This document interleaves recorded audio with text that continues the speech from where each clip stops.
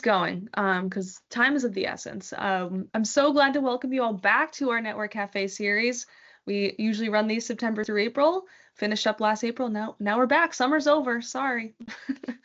You made it here. We're for our September Network Cafe. So we're talking all things strategic plan. We kind of ended in April with the launch of our strategic plan, and now we're coming to you now with what's the plan moving forward. So it's going to be a really, really exciting Network Cafe for everybody. For those of you who don't know me, I'm Colleen Jennings. I'm the network coordinator for the New Hampshire Food Alliance. As I do some introductions about our organization, I'd love for you all to introduce yourselves in the chat. Your name, your organization, your pronouns, whatever you feel like sharing, and make some connections with folks you know in the chat. That would be a great way to spend the morning or spend the afternoon as we get started. And you'll also see in the chat actually as well, I'm going to share this, is our agenda for the day. You'll see what we're going to cover, how we're going to do it, and also our working agreement for all of our network cafes. It's a great document for you to read through if you are curious about what you can expect from us during this time together and what we'll be expecting of you as we spend some time together this afternoon. Introductions. What is the New Hampshire Food Alliance? We are a network of over 300 organizations, businesses, people, communities, and we're all working together to build a thriving, sustainable, and equitable local food system here in the Granite State.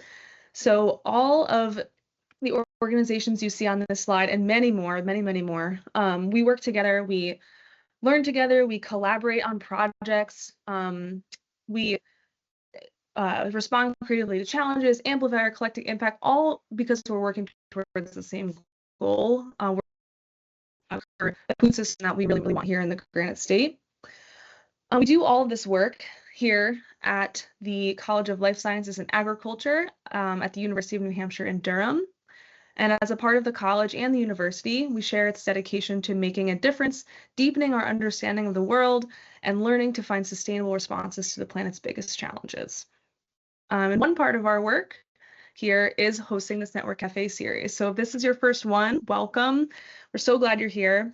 All of them are different. We host one every month, the first Friday of the month, September through April. And it's really just a really inclusive opportunity for all of us to come together and learn about a critical topic facing our food system right now. So there's always time for questions. There's always time for comments. This is a place for us to learn and connect about any and all things that we have going on here in our food system. So that brings us to today, our topic. We, as I said earlier, we're kind of giving you the part two, the next step in what's going to be the Food and Agriculture Strategic Plan. And our director, Nicole Cardwell, is going to take you dutifully through that in a little bit. So I'll hand it over to Nicole. Thanks, Colleen. Hi, everyone. Thank you for joining us. It's a big day. Happy implementation phase launch day. So we are here to talk about the New Hampshire Food and Agriculture Strategic Plan. It was, as many of you know, many of you on this call were authors of the plan or involved in guiding its direction or gave lots of really good public comments. Almost all of you on this call were involved directly in some way. And so we developed it over a year and a half of collaborative work. It was published this past March, and the idea, it's the first time this is ever done in New Hampshire. And the idea is to bring together and streamline our collective best thinking and capacity to pass policies, obtain funding, develop programs, and really prioritize what's needed to strengthen our food system in New Hampshire. The plan was met with really widespread, enthusiastic, positive responses. We got lots of great press across the state. We went on a little roadshow. These are just 3 examples. We presented to Governor Ayotte. We had it, this is my favorite, we had it archived in the official New Hampshire State Library and presented to the House Environment and Agriculture Committee this past spring, right after it was published. So those are just a few examples of its reception, but most importantly for the Food Alliance team is that many of you are utilizing it. heard from you via email with follow-up questions, asking for copies to use it in your strategic planning. And it's being used already throughout the network, and that's the best thing we could have hoped to see in the 6 months following its release. So it's been a really exciting 6 months since it was published. But of course, the whole time, the question on everyone's mind was, now what? Where do we go from here? And that's what we've been hard at work developing the last few months. And today begins the official implementation phase. So I'm going to share with you our best thinking around a framework to move this forward. And I'm going to say that this is going to be iterative. Complex project that involves bringing together hundreds of organizations and businesses across the state. And we have said from the beginning, this project was developed as a community, and we're going to move it forward as a community. So I ask you to bring all your hard and great questions during this network cafe or later, if that's easier for you. And also to give us a little grace as we navigate maybe having the answer and maybe not yet. So there's 3 major groups here that we think are important. One is the Food Alliance team. One is our network leadership team, which I'll tell you about in a second, and the other is you and your role in this. The New Hampshire Food Alliance, we view our role in this project as the hub for communication and coordination. We are a really small team, as you know. There's 3 of us on this call and on the team. Colleen Jennings is our network coordinator. Caitlin Porter's here, and she's our value chain coordinator, and I'm the director. And so we are not going to personally do that much of the work. You are all part of it. Our role is to sort of hold the center, to communicate what's happening around the state and to coordinate in a variety of ways. To help us do that in the best way possible, we have built an expanded network leadership team that's made up of government representatives, growers and food businesses, nonprofit organizations across the state, and representatives from Cooperative Extension and COLSA leadership, the College of Life Sciences and Agriculture at UNH. So this list is, I know it's a big list. You can view it on our website and see who's on the network leadership team if you're curious to learn more about that. But their role is to really guide us in terms of how we're approaching the strategic plan and also coordinate their own work as they lead initiatives across the state to get to know one another and work as best as possible together. So the New Hampshire Food and Agriculture Strategic Plan, I'm going to do a 30-second catch up to launch into implementation. And it is this. The information is available. There's a print version, very pretty. If you would like a copy and you don't have one, let us know and we will mail you some copies. It's also available on the website at an online interactive format. And because we built it that way, it really allows us to transition into this implementation phase in a unique and powerful way. It lets us have this living, breathing resource that we're shifting into, where we can use it as a coordinating force between us all. So I hope you remember there are 27 different briefs. We identified 27 different products, markets, and issues that are central to a thriving New Hampshire food system. Each one of them in the strategic plan has a brief that was developed by 3 to 5 subject matter experts across the state and region. And each of those briefs ends with 5 specific recommendations for what we can do. We're looking, this brief on my screen is about grocery stores and food cooperatives, where as a state, we spend almost more than half of our food dollars. So how is it going sourcing local food or having local food available at those stores? And what do folks involved in that work think needs to be done to make it more accessible and more possible?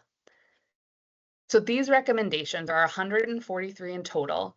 And we really focused on those as we think about, rightly so, I think, as we think about how to approach implementation.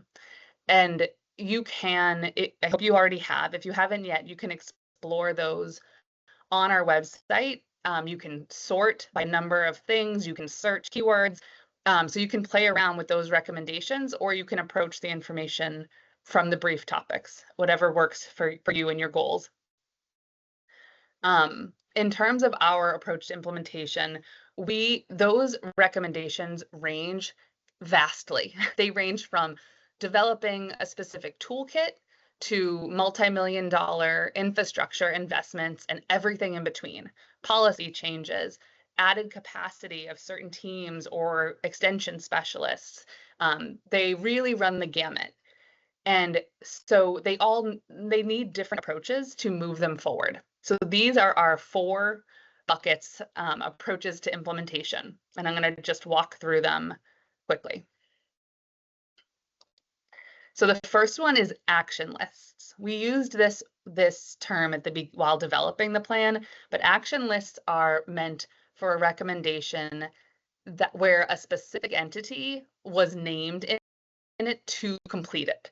So most of the time, that's UNH Cooperative Extension or the Department of Agriculture, Markets, and Food. If it's something that only they can do and they were really explicitly named in the recommendation to do it, then it's on their action list. And we're in the weeks and months ahead going to be talking with them to share the action lists. And then, of course, we are not in charge of them and their resources and capacity, but give them a mechanism to communicate to us which of these are being worked on. And then we can communicate that back out to the network via the website. So those are action lists. An example is encourage farmers to adopt soil health focused practices. So that title doesn't make this obvious, but when you read it, it specifies that what they're getting at is funding administered by the Department of Ag for adoption of these practices. So that one is tagged on their action list. The second one is implementation work groups. So if a recommendation cannot have one leader, sort of the opposite of an action list, if it cannot have one leader, if it is by definition a really collaborative effort where someone involved in it can't really lead, then it's a candidate for a work group. Implementation work groups are going to be led by leaders that I'll tell you more about and supported by the New Hampshire Food Alliance. Here's an example of a recommendation that I think would be a good fit for a work group. So this one is from the Future and Beginning Farmers brief, and it's about developing a coordinated pipeline for beginning farmers that deepen existing opportunities. And so it includes, and if you can read this, it includes extensions, New Farmer School, the TOP program that NOFA runs, Hannah Grimes Center's Beginning Farmer program. There are many, and it's meant to be inclusive of those all and have them work together. And so that one might be a good candidate for a work group because it's a real true collaboration that's needed. Colleen, are we doing okay with questions? Will you interrupt me if there's a lot of questions? Okay. So today, I'm very excited to announce that we are launching our first work group. We are launching the Housing and Agricultural Lands work group. So as I said, each work group will have 1 to 3 leaders, and then we'll have support from the Food Alliance staff. So this is an example that we're sort of learning in real time as we launch this one. And then depending on our capacity in the months and years ahead, we'll be launching many more. So this one is going to be led by Noah Hodgetts, the principal planner for the Office of Planning and Development in the New Hampshire BEA, Sarah Reitzman with New Hampshire Housing, and Jamie Pottern with American Farmland Trust. And we have Noah and Sarah here today. We're going to, towards the end, give you an opportunity to connect with them directly if you're interested in being in that work group, joining it or meeting with them. So this work group will meet regularly starting this fall to do some work at the intersection of housing and farmland protection. And they're going to be focusing specifically on some recommendations in the land use planning brief and the farmland conservation. First couple of meetings in that work group will be honing in on which recommendations they feel as a group they're best suited for and is most aligned with the work that they each need and want to do. All right, back to my list here. So we talked about recommendation action lists, the work groups. This is a really big one for you all. So if you've zoned out, listen again. And this one we call self-identified leadership.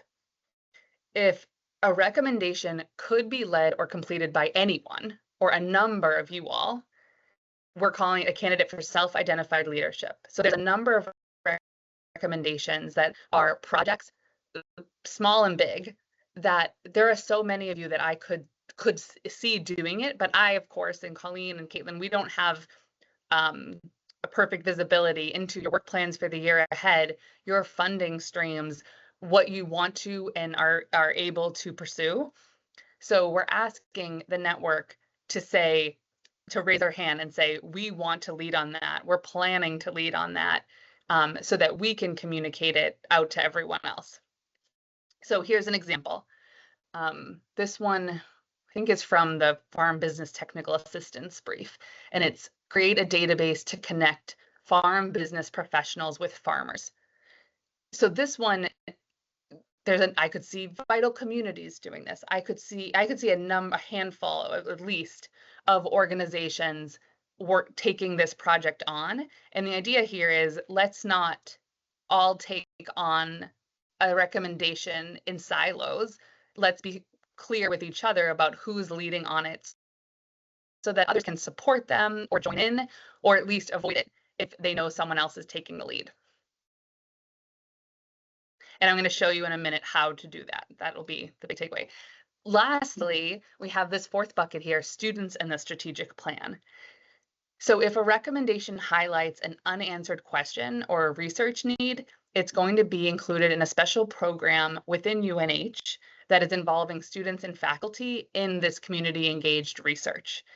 The New Hampshire Food Alliance is a program of the university, and we are really using this as an opportunity to say, there are so many research needs and unanswered questions identified that align well with faculty at the university and with students' interests. And so we're developing this year, we're doing some pilot initiatives to develop a way to have those research needs invested in the university during students and faculty time, and then reported back to you all, those of you that are interested in the answer. So an example, research the amount, this was from the home and community garden brief. So there's a recommendation to research the amount of food grown by home and community gardeners, a non-market value assessment. We don't have a good sense. We know there's a lot of home and community gardening going on in the state. We don't have a sense of how much food that is and where it's being consumed. And so this is one where there are faculty members at the university interested in pursuing this, and students that can contribute to that research. And then it can come back, hopefully, to the community members that identify this as a need in the brief development. All right, so those are the four. You want to read me Paige's question? Yes, Paige is a great question. Will the work group recommendations default to the self-identified leadership approach, or will NHFA be initiating to start all work groups? That's a great question, Paige. Great question, Paige. It's going to be a mixture of NHFA initiating them and you all initiating them. So what we hope to do during this Network Cafe today is hear from you all about what work groups you're excited about and want to see us support and launch. The Housing and Agricultural Lands work group is the first to launch because Noah and Sarah were so excited about it and brought it up when the strategic plan was published in March and April. And so it was in our mind as something that had a lot of energy and momentum behind it and felt really well aligned and complicated. So we are very much looking for ideas from you all and seeing where the energy is and what feels like a really good fit as we add on groups. And since I know you're into food waste, I want to say I think food waste is a really great fit. All right, I'm going to walk you through self-identified leadership. So these are the steps, because this is the most important role for most of you here for the next month or two. So you look at the recommendations, you explore the plan. Maybe you use the search feature to look up things that are really aligned with your work. You note the status and current work. So I'm going to show you that in a second. Is someone already working on it? What does it say on the recommendation? And then you tell us what you're going to lead on. There's a simple form to fill out. And then we tell the network. So can you see my browser, Colleen? Okay, so I'm going to do a little demo. So you're on our beautiful website. Just kidding. And here's the strategic plan. So there's a new drop down called implementation. So if you go to strategic plan implementation, you'll see, looks familiar, the four buckets of approaches. And there's a button under each. So we are talking about self-identified leadership. So we're going to go to that one. And here's your steps. So you're going to explore recommendations and tell us what you're working on. So I'm going to do it like that. So say I'm at recommendations. Say I'm Yago Hale. I'm a professor at the university that's really excited about home and community gardens and measuring the amount of food grown and putting a market value to it. Let's see. Define that one. There it is. So I search community garden. Here's this recommendation. Okay, I note it is not started. So the status has been added to all of the recommendations. Some of them, there are completed recommendations. I will maybe show you some if I don't run out of time here. So recommendation status, not started. And then underneath it, I'm going to zoom in a bit. You'll see it says, are you working on this recommendation? Let us know. And if you click that, it brings you back here. But you're submitting this form. And this form is very short as we figure out what information we want to ask for. It might change a little bit, but it basically asks who you are. And then when you go next, it'll ask for some information of are you working on this now? Do you plan to work on this? Is it already completed? Is there a hyperlink you can share of where people should go to learn more?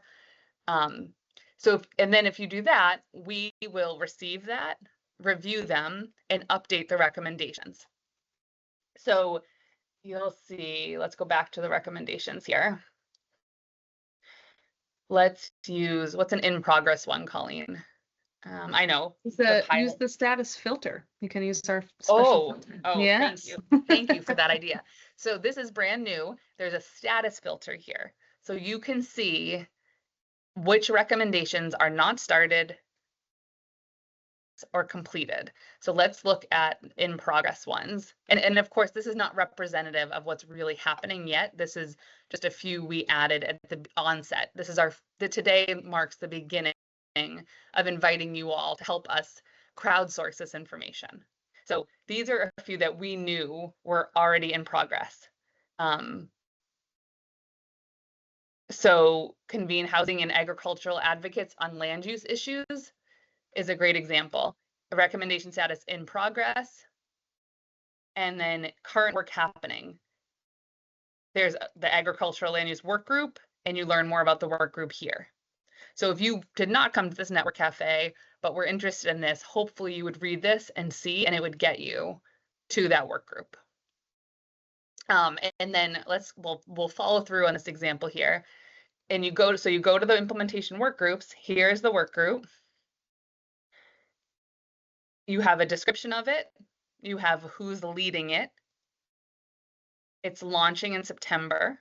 And then if you want to join it, you click this and let us know you want to join it. And then we'll be adding you to the meeting invitations and looping you into all the communication, the work group.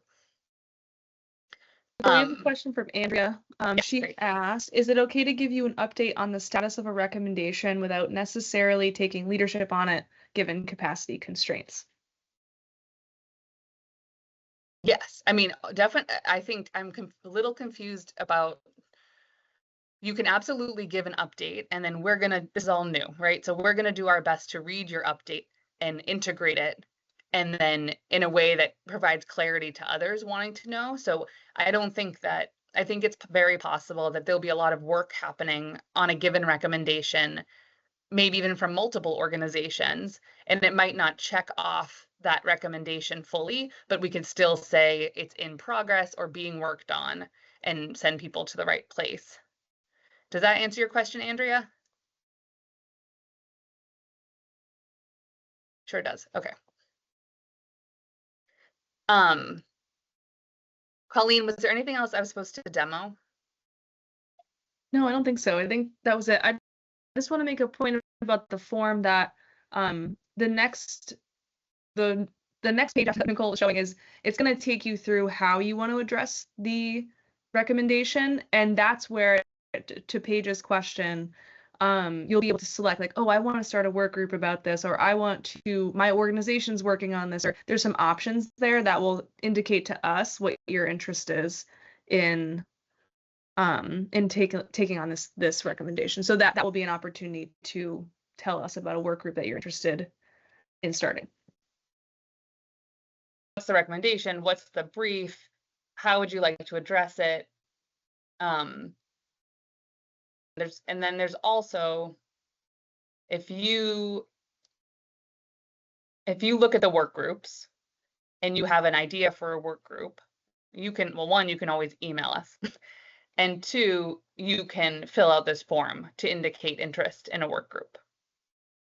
So, when in doubt and overwhelmed, please always feel free to email myself or Colleen about this, or explore the website, which we hope is set up in a way that helps you get to what you need. All right, so let's go back to the slides here. Why don't we pause for a moment here and answer any other questions that come up? That was a lot of information. So I want to see if anyone's confused or wants to clarify anything.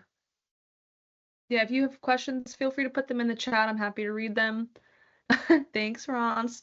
Also, we love compliments. We'll take compliments too. Yeah, we'll take compliments. That's great. No, and if you also want to come off mute and just share your question, that's great as well. We can raise your hand and we will. Oh, we got a hand raise. Tiffany, go for it. Hello, hi. So one of the, as far as the working groups are concerned, we already have a working group formed. And so I was starting to fill out the form to say that this is already happening, but there's nowhere to say like this is already underway, kind of. So I don't know if you want to modify the form to like ask that question, but just sort of like more of a comment that one of the recommendations is already underway. I see. But we so didn't you're tell saying, you yet. Can I try? So are you saying you have a work group form? So when we say work group, an implementation work group, we mean something very specific. That's like supported by the Food Alliance and it's on like one of our official work groups. But I hear you saying New Hampshire Hunger Solutions has started a work group that is working on a recommendation. So to me, that's like self-identified leadership. But you're saying the form doesn't quite fit that reality. Yeah, I mean, we would appreciate technical assistance as part of like that. So, I mean, it's more like an invite to have it be a work group of the Food Alliance, I suppose, as part of, the broader, but people are already meeting and we're already working and could use technical assistance on funding, which is a question on the form, that sort of piece, which is sort of the process that we're in right now is the funding part of it. Yeah. So, yeah, and I think that's actually a good opportunity for me to comment on that. So the form asks if you have a funding need to make a recommendation happen. And I just want to be really, really clear. We will update the form with this, that funding, I think you all know, is not guaranteed just by filling out the form. I don't think any of you will be surprised to hear that. But it's helpful for us to understand if a funding need arises for coordinating this work group or for doing a small project or medium project or whatever it is, that we can help understand that and coordinate with funders that are interested in supporting this project moving forward. And so like the project, by the project, I mean the strategic plan more broadly, and of course the specific components within it. So that just is like, for us, is information collection. Is there, like, if you're doing something and you haven't received funding for it, or you want to do something, if you only had 25,000 or something, tell us and we can help be an advocate for you and help share the need out there. But I just want to be really clear that we don't have those funds ready to go or anything like that. That's how and it Tiffany, reads. That's for pretty what clear. you're saying, it feels like a really specific, that feels like a specific example. Mhm. For everyone, like, I do think we should talk about it. So you can either submit the form as best you can, or like, that's one where I would say, email me and Colleen or call us and we can talk it out. Sounds good. Thank you. Thank you for the question. Eric asked a question about a running list of work groups and past and planned projects or ideas for projects. And I'm gonna put it in the chat for you, Eric, but there's that webpage with the work groups. That's where they'll be listed, all the new ones that you get started. And then what Nicole reviewed, the recommendation pages are going to be updated as we get information about people's work. So those will be the way to find those. Mm-hmm. And Alina's got a question. Is there a way to indicate interest in joining a work group if you don't have capacity to lead it? Lead it. So is there a list of interested folks when someone is able to lead it? You want me to answer that one? Yeah, go ahead. If there's not on the current form, then we will add it. I would say for that one, like, if you have an idea for a work group, then even if you don't have the capacity to lead it, enter it as an idea for the work group. You know, you giving an idea for a work group is not you raising your hand to lead the work group. Most of us that want to be part of a work group do not want to lead on it. If we got 10 people really interested in food waste, a food waste work group, and no one was ready to lead on it, then we would note that and we would seek out a leader, probably Paige, and try and make it happen. So yes, and for all of these, keep giving this feedback because it helps us figure out how to build these forms correctly, but fill them out as best you can. And if there's a required field that doesn't make sense for you, just write not applicable or write whatever you would like in there. All of it is giving us information, and then we'll pivot as we go. Great. Are these recommendations prioritized? If there are ones that haven't been started, help folks select which ones to take the lead on.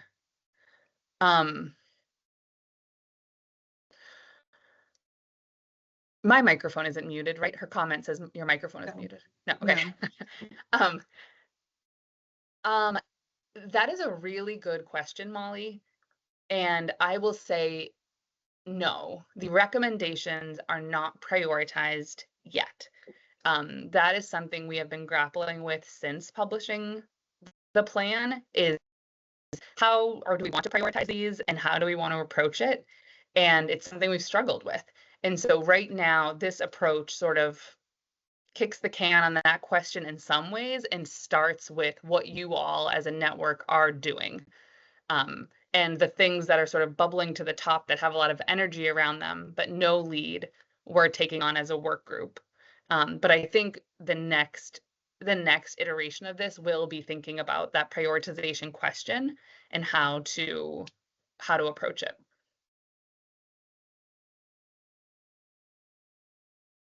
Awesome. Any other questions or comments folks have? Not seeing anyone in the chat at the moment. Great. Oh, Carol. Carol, go ahead, Carol. Good morning, everyone. So I'm up on the website right now, and I clicked on one of the recommendations, and it led me back to the self-identified leadership page. Yeah, So, I know what you did you click on the you're working on this issue button? This one? So I started off looking at, the better coordinate the state's response to communication and disaster event, because it's not started. And then there's a question here, are you working on this recommendation? Let us know. So I clicked the let us know, and it brought me to the self-identified leadership page. Yes, I noticed that too. So the reason we did that is that then if you scroll down, if you look at my screen, Carol, right now, then Okay. you can tell us what you're working on. But I see I did the same thing when I was screen sharing. I realized it's sort of, what's the word, a little wonky to go here and then to the intent form, not directly to it. We'll try and fix that when we have time. But it leads you there because that's where you tell us what you're working on. Okay. All right. So I'll click on the submit here button, it sounds like. Click on the submit here button and we will think Okay. about changing that so it leads directly to it. Okay. Thank you. I'll Thank work you. on that then. I can't wait to see what you submit, Carol. Thanks. Eric, how will you prioritize projects based on funding needs if the project requires it? Great, another great question. So I guess for given right now in this moment in time, we don't have any funding to fund projects, so it's an easy answer, right? But what we plan to do with that information is whoever fills it out, we have a group of funders in the food system space meeting regularly that are interested and excited in the strategic plan and where it's going and how to help move it forward in a coordinated way. And so sort of matchmaking, we will send that list to them in case it's a good fit for their giving areas of focus or ability or timeline. So it's not going to be clean or easy. Some of them might work out really well, and we're having conversations about the possibility of in the future of some sort of funding source where for small projects the Food Alliance is able to give out funds to complete recommendations. But those are all very preliminary conversations that we're trying to approach thoughtfully. So essentially what I'm trying to say is we won't be prioritizing those projects. We will be passing them on to funders so that they can move forward with any that are a good fit for their donors or funding focus areas. Will there be specific funding cycles and deadlines? Right now, no. Right now, there's no plan for specific funding cycles and deadlines for project applications. There's maybe one day, but in the next few months, no. Right now, we're going to launch this phase with individual work of what everyone is doing independently or is planning to seek funding for independently, and we're being a source of communication and coordination. And ideal world, absolutely, that's where we move towards. But we're not there today.